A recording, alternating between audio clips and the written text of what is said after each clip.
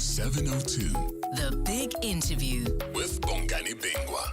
On to this now. Over the next few months, of course, parties, in fact, over a few weeks, I should rather say, parties are going to be releasing their election manifestos. This past weekend, the Democratic Alliance released theirs, and the central message is that the party promises better run municipalities. They're promising reliable basic services, cleaner government, and greater economic opportunity. But one of the things that caught my attention was the involvement of the private sector. There are already howls of protests suggesting privatization via the back door. But don't we already have the private sector via the tendering system? So let's try and get some sense of it, or make sense of it at least. We've got two guests joining us this morning. Professor Siphamandla Zondi is from the University of Johannesburg, a professor of politics. We're also joined by Dawie Roodt, who is the Chief Economist at the Efficient Group. Welcome to you both, and thank you for your time. I'll start with you, Dawie Roodt. Firstly, I suppose, a broad stroke look at the election manifesto of the Democratic Alliance ahead of this local government election.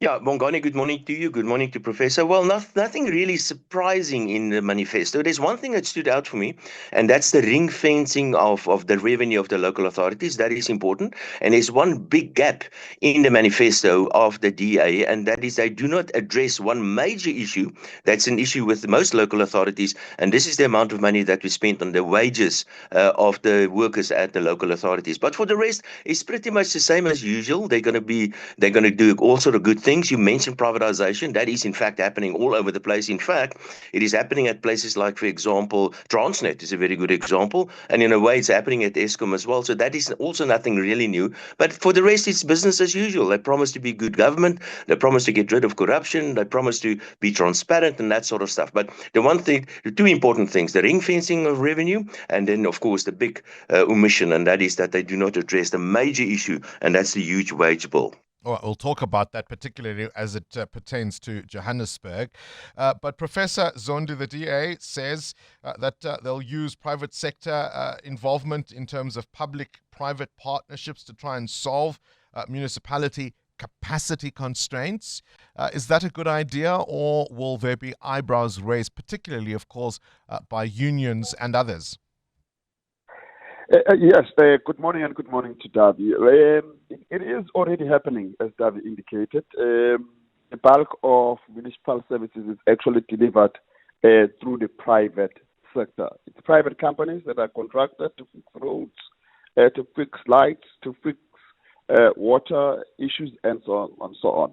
But I think they needed to talk it up to project themselves as private sector friendly, as if something different from what is being done. And I think the problem really, one is that in local government, the range of issues you can talk about is very limited. You have to talk about services, doing them better, and governing better. Beyond that, there's very big innovation we can bring into this. So parties have to twist the weights and talk up one element over the other, but the room for maneuver is small, and because the issues are simple and straightforward. You can call it involving the private sector, you can call it the tender system, if you will, but as you both point out, we already have this as the status quo, where private sector companies deliver some of these basic services however we get there. Isn't that part of the central problem, though, in terms of how our municipalities have fared in recent years? The idea, wouldn't it be better to professionalize municipalities who traditionally, in fact, used to provide these services in-house, Prof? Yes, it would have been. It's been part of the problem. There's an assumption that the private sector is cleaner, it's not corrupt, and it's more efficient, and stuff like that. It's not always the case. A lot of unfinished projects, with a lot of huge unfinished projects across municipalities, across the country. A lot of work that is done shoddy, a lot of work that is fixed and stuff, but it's all done by the private sector. So the private sector can also mess up like the rest of it. But you need a stronger, more efficient local government to manage this private sector work that is in there. Indeed, you are right. We need a more capable, efficient municipal government. That's what you need. Appointing the right people in the right places and make sure that they can implement what they do. And there's consequence management for all the shenanigans they get involved in. And short of that, you are not going to fix things. And the DA itself has and knows that it has had that situation, such as in China and all that. You appoint the people and you think they are, not because they have had track record anywhere, but because you trust them. And sometimes those people don't deliver as you wish they do. And that's going to be the biggest challenge they're going to face. You gotta get the skills that are needed. You gotta find them somewhere, and you gotta make sure that government works in a stable way. And it's a tough one. Every party is going to promise that, and we have to work and see if they're able to do it. All right, Dawie Roodt, what's your view on this? I mean, isn't this one of the original sins in terms of where local government has gone wrong in South Africa? The issue of tendering, the issue of bringing the private sector to provide services that traditionally, at least in the old days, used to be provided by the municipalities with internal capacity and skill. Bongani, let me maybe take another angle to this, and this is a debate about ideology. Should the private sector provide certain services, or should the state provide, or then the local authorities provide these services? And that is what we're debating here, and there's nothing wrong with that. But we have to understand something, and that is the local authorities are probably the single most important authority out there, because without electricity, without water, without the pavement, you cannot have an economy. You need the local authorities. They are crucially important. And if you look at the local authorities, the Auditor General's report came out not too long ago. The local authorities are collapsing all over the place. The local authorities become financially unstable. They simply cannot survive. And look at Johannesburg, for example. That is crucially important for Johannesburg to work. So we can debate. Should it be the private sector? Should it be a professionalized state? Because a local authority is part of the state. How should we approach it? But we must understand the first priority must be to stabilize the finances of the local authorities and to start to get them to work. And whether we use the private sector or we professionalize the local authorities, that's something, a longer term project that needs to be addressed. But in the short term, the local authorities are collapsing. We must understand that. And it is damaging the economy, and it will continue to damage it. See what happened to the unemployment numbers yesterday. It went up again.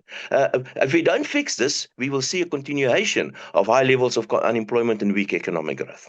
So it doesn't matter who does it as long as the job gets done.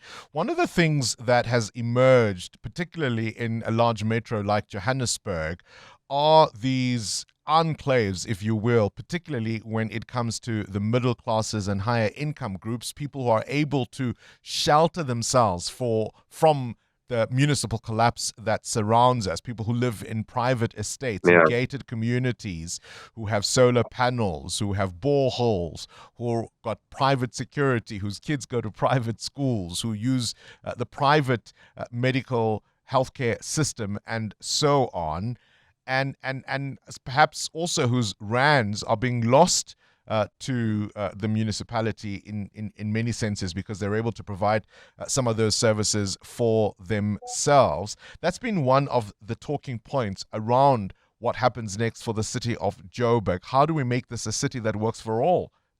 Dawie? Yeah, well, you mentioning the gated communities. Now, let me give you one example, and you actually mentioned this, and this is what's been happening to Eskom.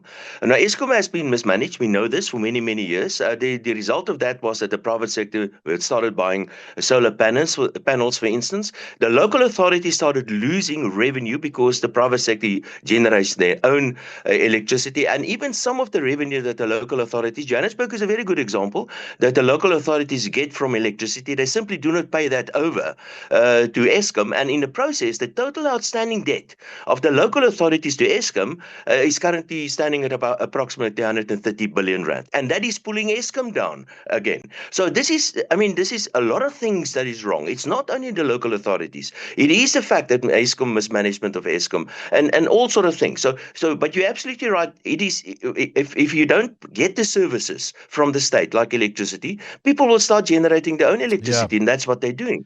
If you don't get the services in terms of the police, and again, it's not only local authorities, look what's happening at the police, then people will get their own security. And inevitable what is happening in South Africa, we've got this huge masses of very unemployed and very, very poor people, and these islands of wealth, people trying to look after themselves. So what they need to do is to try to fix the local authorities, whether, as they say, it doesn't matter what the color of the cat is, as long as it catches the mouse. And currently, the local authorities are not doing a very good job in catching mice. Prof. Zondi, maybe you have the last word on this. I spoke to the Eskom chair on the show yesterday, and one of the unresolved problems has been municipal debt. And there doesn't seem to be political will even at this stage, and I would imagine particularly in a local government election year, to deal with that issue. What happens with that going forward, regardless of who gets the mayoral chains? Under the National Development Plan, the state has a responsibility to make sure that it fixes its own problems. You're not going to get around this. No privatization of any form is going to get around the need to fix the problems. Johannesburg has to be run better. It has to get the ducks in the road. It has to get every basics in it. In terms of the Municipal Structures Act, it's really basic stuff. It's about implementing the law, and whoever does not implement the law must face the consequence. Because if we don't, these things accumulate. And at that time, now we have to have some rescue plan and stuff like that, because political parties let their members run the show, run things down, and they don't face the consequence. We need consequence management, stronger action and all that. COGTA has to have biting teeth now, because it is coordinating all the municipalities and how it has to act in it or face the consequence itself. It seems, Professor, sorry to interrupt you there. It seems that I think one of you is getting an inbound call, but I think we've got the gist of what you have to say there. Appreciate you both. Professor Siphamandla Zondi is a professor of politics at the University of Johannesburg, alongside, of course, Dawie Roodt there, who is the Chief Economist at the Efficient Group.